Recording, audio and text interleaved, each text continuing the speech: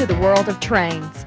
On this program, we are going to look at 3 operating model railroads and what it takes to produce models of such detail and realism. Jim Laughlin built and operates this superb HO layout. This is an O-gauge layout exquisitely detailed by Charlie Brown. Roger Smith's impressive N-gauge has all the details of the larger scales.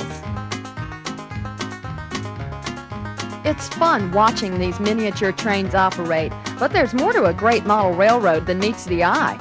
To find out what lies under the finished model, we visit the HO Club in Baton Rouge, Louisiana. A little bit of the hobby and for everybody. It's also good for people of all ages.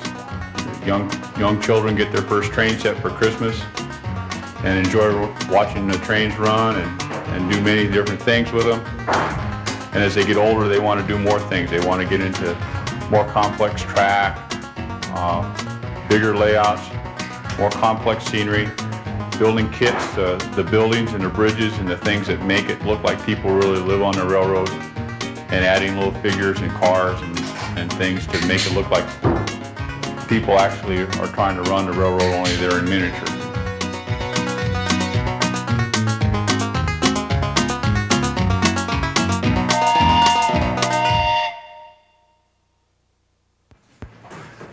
Welcome to the Baton Rouge Model Railroad Club. My name is Craig Ellert. I'm the president.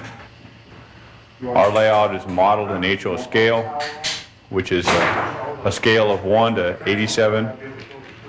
In other words, for every foot that you see on the model railroad, you have 87 feet on a real railroad.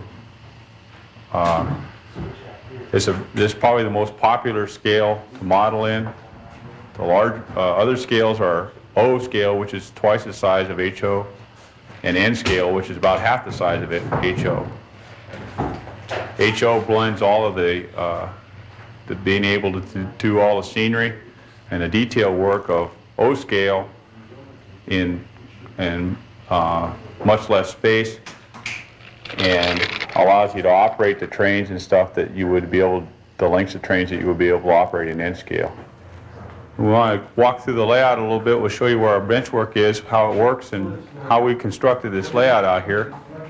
Bench work is basically an L-girder frame with 1x2 joists from which we can support the risers that support the track and the roadbed. Okay, this is an L-girder. It's basically 2 1x2s put on top of each other in the form of an L. This is the vertical member and then a horizontal member. And on the back of this is a space that we can put screws in from the bottom up through into the joist to support everything above that point. It's held up by 2x4s that stick down all the way to the ground, and they're basically just attached to the floor. And it comes up and attaches, screws onto the L-girder main frame. Okay. The L-girder main frames then hold up a joist like this, which we also made out of 1x2 pieces of pine. And these joists are used to hold up the roadbed in various different elevations throughout the layout. This way we have a light structure that we can move the joists around and make different elevations and make it very flexible. If we want to change some track from one location to another, we can do that very easily by taking the screws out and moving it back and forth. The joists hold up risers that will hold up a support for the roadbed.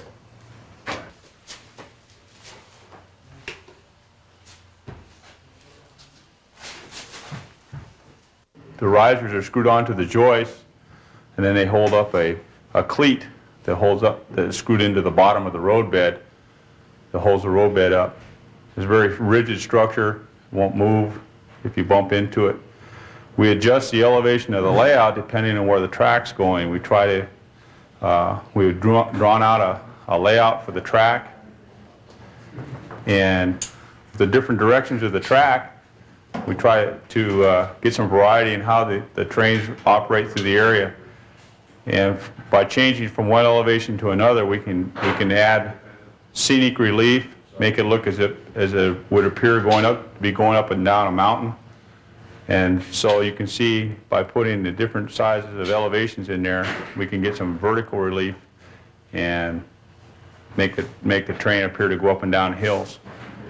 And it takes a number of guys, 2 or 3 people usually, to do bench work of this complexity.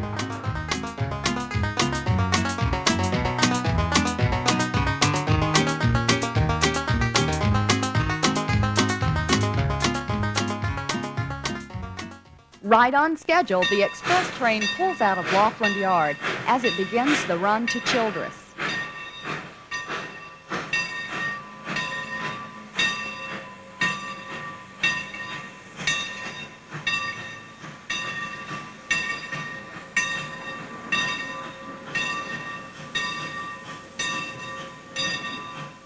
Now back to the HO Club for more behind-the-scenes looks at model railroading.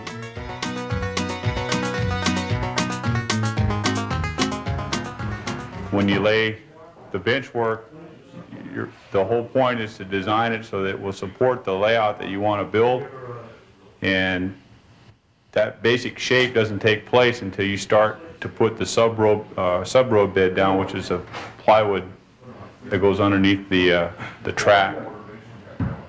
When you put the plywood down, then you can start to see where the tracks are going to go, and you can start to get a visual interpretation of what the actual layout is going to be. It becomes a little bit easier then to visualize also what the scenery will be in its future state at the end, once the layout is finished. One of the things that you want to watch out for as you build layout, the track and the sub-road bed, is that you get your grades between the elevation changes so that they're not too steep, and so your locomotives and cars can go up and down the grades with ease, and you don't have to end up cutting the trains in half or something like that. Grades have always been a major obstacle for real railroads. They are also for a model railroad. Some of the best real railroads have had difficulties going across the mountains. That happens to be also the best way to make a model railroad. It's more interesting if it goes up and down and looks like it goes up and down hills and around corners and over bridges and rivers and streams. But you still have to be careful that you don't make the grades too steep so that your fastest passenger train has to slow down to a crawl to go up and down the hill. It's not very realistic. Another thing that you want to be careful of as you lay out the layout is that the minimum radius of your curves will handle all the equipment that you're planning to operate with ease. You don't want to put a real tight radius curve that you would find in a yard on a main line where you're going to run long passenger trains. The passenger trains would tend to derail, you'll have operating problems, and they just don't look right.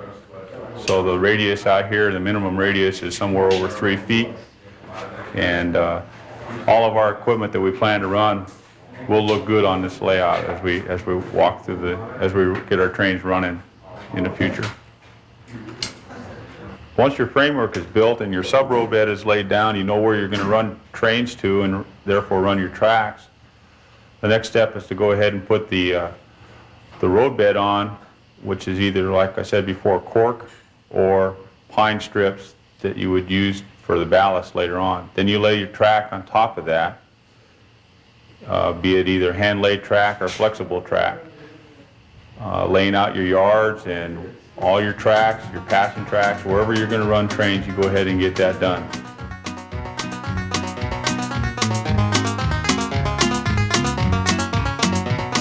A powerful steam locomotive heads into the engine yard to replenish its supply of fuel oil and water before continuing a long day of hauling freight. To find out what powers these miniature engines, we go back to the Baton Rouge HO Club. The next step is to wire the layout, and we wired our layout by running wires down out, soldering the wires on the sides of the rails to where you wouldn't see them once the layout is detailed. And then all the wiring is run underneath the layout where it will be hidden by the scenery. The wiring is run from the individual blocks or sections of track to a main control panel, and from there you can operate 2 or 3 or 4 trains from one location. The wiring is designed so that you can electrically isolate one section of the track and run multiple trains at different times at different places on the layout. There's probably 15 to 20 miles worth of wiring here in this location, going in different parts of the layout for different purposes. Each of the switch machines that power the turnout so you can control the direction of the trains is also wired so that you can remotely operate that from one or more locations, control locations throughout the room.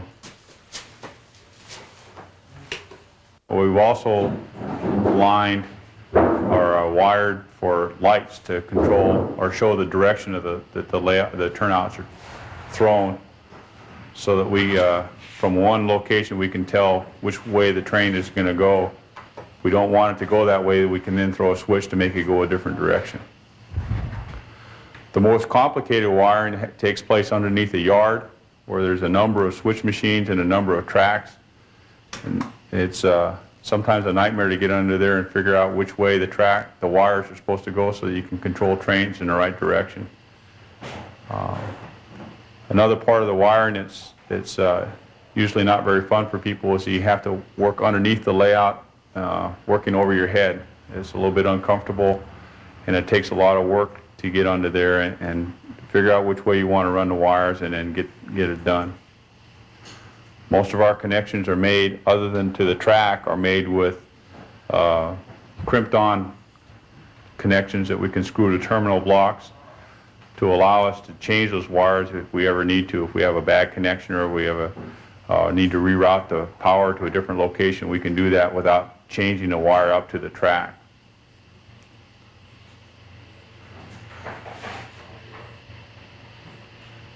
Each one of the yards will have its own control panel that will control all the functions in that yard. And then the main line is controlled from our main control cab that we have that you can see the whole room from. So we could probably keep 3 people busy in the control cab and 1 at each one of our yards, and then 1 or 2 people on our narrow gauge layout that we have as part of the overall complex. So we could have probably 8 or 9 people running trains when we get into the operation part of the layout.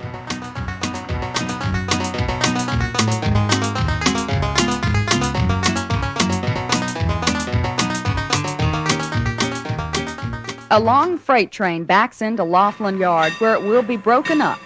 The freight cars dispatched to other trains taking cargo to all parts of the country.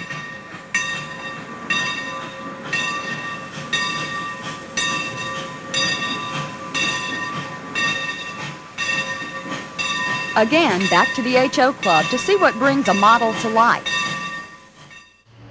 The cardboard strips that you see on the side of the layout are temporary things that we put up to, in the unfortunate event of a derailment, we've put those up to catch pieces of equipment from falling all the way to the floor and meeting an untimely death. So we put these up temporarily until we get all our scenery built. At that point in time, the scenery will be designed such that a train derailing will not fall all the way to the floor. We'll be able to pick it up without breaking it. The scenery base is in our model railroad is we use wire screen, which is basically the screen that comes off of a screen door as our base. Scenery does a number of things on a model railroad, and the most important is that it shows you or gives you a real view that you're actually running trains through a real live scene. It adds some realism to the model railroad, completes the picture. You do scenery in 3 dimensions, therefore you show some elevation change and things like that. The purposes for scenery are you design your scenery based on the type of terrain you're modeling for a model railroad. Some people model a mountainous type terrain, and therefore they'll have a lot of elevation between their tracks, a lot of tight curves, and a lot of places for large rock outcroppings or mountains to appear. typically will have small streams running through or large streams with occasional waterfall or two on the layout. When you do that, it becomes a very attractive thing to look at. Other layouts are modeled in the eastern part of the United States or in the southern part of the United States, and the terrain in those areas is typically more hilly instead of mountainous, and the trees or the terrain has trees on it instead of bare rock outcroppings. So in our particular case, our layout is modeled after the area of North Louisiana and up into Mississippi, and we have rolly hills and we have a lot of tree-covered hillsides with an occasional tunnel here and there and some rock outcroppings along the way. So that's the type of scenery that we've modeled. By using the scenery to separate the layers of track, you show a reason for the track to be separated. The scenery kind of flows out of the track design, where tracks are close together and separated a lot vertically. You put in a rock cliff to do that, but where they're further apart and separated not very high vertically, then you can put in a rolly hill, a gentle hill, or even just a flat plain, and you can model the appropriate vegetation for that part of the layout. Where you have a tunnel, a need that the railroad would actually have to go into a mountain, you can put in what would be called a tunnel portal. And the tunnel portal is a representation of the physical entrance into the hillside. And what you do is establish the point of the tunnel start by putting either a replica of a tunnel portal, such as we have here in our layout, or you can just use a rock casting that would show a hole blown out of the mountain where you drive your train in through on the track into the mountain. Once we get the way we construct the scenery is to take the wire screen and staple it to the sides of the sub-road bed, the plywood sub-road bed, and then we bend and twist and show the general evolution of the terrain that we're modeling. In our particular case, it's rolly hill, so you put a little bit of undulation in the screen and kind of give it its basic shape with the wire screen. Upon a wire screen, we take a plaster soaked piece of paper and lay it right on top of the screen. And then once that's hard, then you can put on top of that, you can put some more plaster or rock castings, which are a simulation of a rock outcropping to reveal what the terrain would look like once you're done with your model. The general shape of this is controlled by the plaster, and you can make the plaster different thicknesses to make it different strengths. The plaster over wire screen that we use is a very hard, very strong thing where you can actually put some weight on it if you happen to lean against it when you're picking up a piece of rolling stock, or when people come to visit and they bump up against it, they won't hurt the scenery by bumping against it. It's well suited for this type of layout. It's a permanent construction. It's very heavy. If you're building a portable layout, you may want to consider a different type of scenery construction, such as styrofoam or paper mache. That's a little lighter. They're probably not as strong as the plaster, though, and so for our particular case, we felt like we needed the strength of the plaster, and that's why we put that in out here. On the track, as you're laying the scenery, you want to protect the track and the area underneath the layout by putting plaster or masking tape down or newspaper to keep the plaster from getting into places that you don't want it to. It becomes a large mess to clean up the plaster if you don't properly protect the areas underneath it that it'll fall onto as you construct your scenery. Once you finish with the plaster and you get it to the shape, the general shape that you want, you can put detailed rock outcroppings in by two methods. One, you can put in rock castings, which are a latex casting or a latex mold taken on a real rock out in the real world, and then once that mold is made, then you can fill it with plaster and take that plaster piece of rock and put it on the model railroad and then stain it to look like the real rock, give it the coloration that it would appear out in nature. The other method is to put a layer of plaster onto the to the base of the scenery and then physically carve it with a knife to give yourself what would be a simulation of a stratified rock or a sedimentary rock. Very good way to make a detailed rock outcropping on part of your layout. Once the rocks and the general shape of the terrain is made, then you can lay or color the plaster to look like dirt and rocks, and then above that you can put what we call ground foam as a way to make grasses and shrubs, and then you can make trees out of ground foam and lichen and bits and pieces of smaller plants that simulate what a trunk would look like on a tree.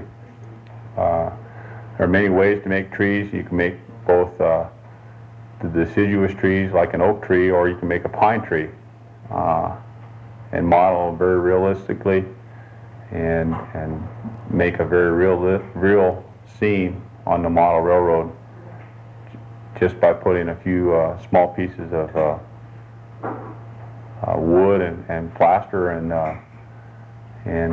lichen and ground foam together and painting it. It'll come out to be a very realistic piece of nature in miniature. Scenery is a lot of fun in that you can get messy, you can do it real fast, you can make a large area of the model railroad look real in a very short period of time, and then you can come back and fill in details and make it much more attractive and much more pleasing to the eye. It's also the most rewarding part of the layout for a lot of people in that it makes it look like it's something instead of just a big piece of wood with a bunch of wires and tracks hanging out from underneath it. So it actually completes the picture of the model railroad. It makes it look like what you're trying to model is really coming to life. It adds the third dimension to the model railroad and makes it more realistic for what we're trying to accomplish.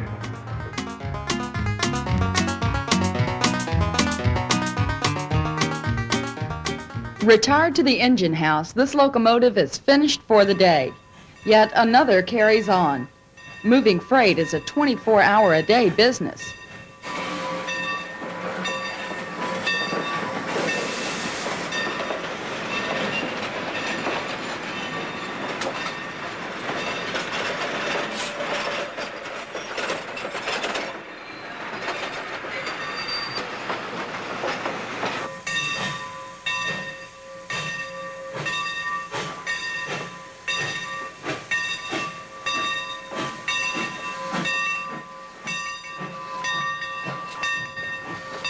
Once again, we go back to the Baton Rouge HO Club.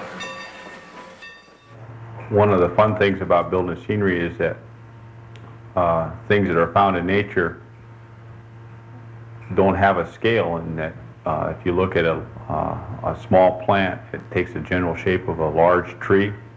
Therefore, you can use the basic structure of the small plant, such as a sagebrush, to make a model shape would be a 40 or 50 foot tall tree. Then by putting foliage on a tree, either lichen or ground foam or something like that, you can make the tree take a shape and give it life. So you don't just have to model dead trees. Also a rock, if you were to take a rock, you can make a rock that does not have scale to it. You can make a rock look really good in an N scale, HO scale, or O scale, just like it would out into in the real world. So therefore, you can take almost anything out of nature and put it on a model railroad and make it look like it belongs and make it look like it's to scale. Another part of the scenery that's of a lot of interest to most people is the building of the structures that go on the model railroad. If you look at any town or city that the railroad goes through, there are some distinctive structures that fit with the model railroad theme, and we try to build those things so that they look like they're a real part of our railroad out here in our club. Stations and industries and houses and things that people live and work in are also a part of our model railroad. And it's a whole different facet of the hobby to build scenery, the structures that go into the scenery. They give a place for the model people to live, for them to work, and they also give a place for them to drive their cars to and from, and for the trains to go to and from. So it's something that we try to pay a lot of attention to. You can come up with a lot of different ways to build structures. There are a lot of kits available that you can build a kit in a number of hours that, without even painting it, looks pretty good to put onto a model railroad. Or you can build a craftsman type kit that takes a number of hours to build, 30 or 40 hours to build. Or you can scratch build a kit. You can take a particular prototype building and take drawings, make drawings of it, dimension it, and then build that kit up without anything to guide you other than your imagination, and actually recreate that building in miniature through different methods of construction. By painting the structures, you can make them look very realistic. You can make them look brand new, or you can make them look weather beaten and falling down. You can make the shingles look like they're brand newly laid, or you can make them look like they've been through a lot of tornado storms and parts of them torn off. You can make buildings sag. Older buildings tend to sag, and you can make buildings look that way. So there's an endless variety by taking plastic kits or wooden kits or scratch building things and make the scenery fit into your particular layout. Another facet of the scenery is building bridges. Bridges are built to cover streams or roads or other parts of the railroad. And by putting the bridges together, you show a reason for one track to cross another track, or for a change in elevation from one part of the layout to the other to be realistic. By putting a stream and modeling a stream at the bottom of a canyon, you can make a very detailed scene and something that's very eye-catching and something that people would like to pay attention to as they come through and view the layout. So bridges become a very good focal point on the model railroad, something that adds a little variety to the scenery and brings a reason for elevation and changes.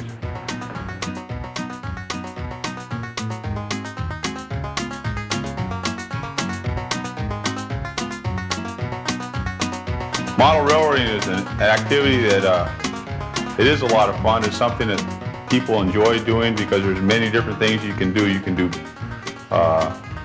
carpentry work, construction work, wiring work, scenery work. People make a hobby or even a profession out of photographing railroads. So there's many different things that you can do in the railroad. Just operating the trains is something that people like to do.